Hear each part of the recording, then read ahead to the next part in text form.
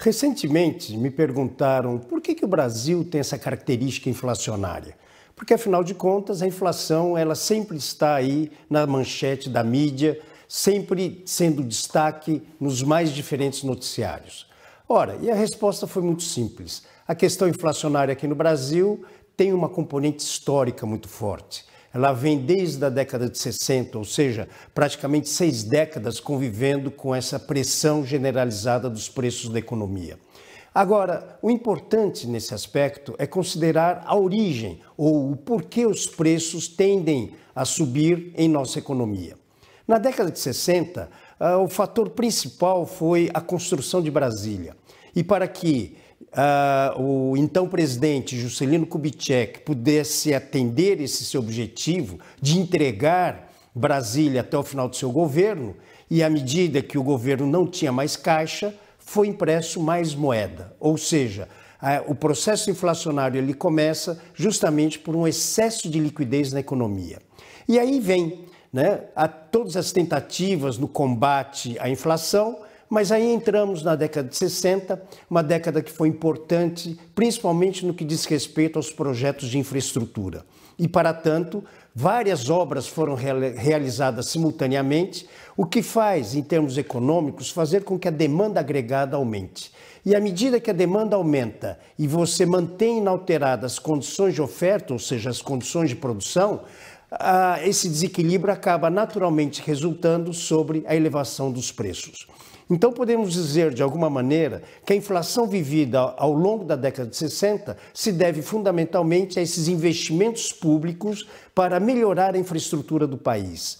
Só que, combinado a isso, o governo teve que se endividar, o chamado endividamento externo, justamente para poder atender essa demanda de recursos para que essas obras pudessem ser realizadas. E aí, então, nós temos uma combinação perversa, com uma dívida externa, pressão sobre preços, que leva, naturalmente, a década de 80 a um processo recessivo muito forte.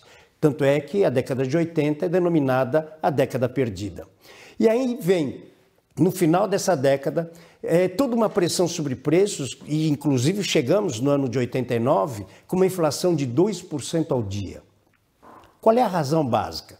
Bom, o grande problema é que a gente percebe que ao longo dessas últimas décadas, o governo nunca deu ênfase ao necessário e o suficiente para adequar as condições de produção da economia. Ou seja, houve uma melhoria de renda, só que a capacidade de produzir da economia não acompanhou no mesmo ritmo. Então, esse desequilíbrio, onde você tem uma demanda maior do que a oferta, faz com que os preços naturalmente subam. A implementação do Plano Real, ela veio principalmente como uma solução macroeconômica. Para quê? Para poder justamente estabilizar os preços. Mas, para tanto, algumas políticas adicionais foram realizadas, tais como a própria manutenção da taxa de câmbio valorizada. Foi a época em que o governo adotou a famosa banda cambial. Banda essa que estava bem abaixo daquilo que, teoricamente, deveria ser a taxa de câmbio. E, a partir daí, com o próprio crescimento da China, a nossa economia foi nesse vácuo, só que ela não estava preparada ainda justamente para poder atender esse processo forte de crescimento. E, naturalmente, surge aquilo que tecnicamente nós chamamos de um hiato inflacionário. Hiato inflacionário é justamente quando a atividade real da economia está bem acima daquilo que seria o potencial do país. E assim vem. Desde então, pressão inflacionária, tivemos um período em que a inflação se acomodou, mas aí foi principalmente em função da componente recessiva.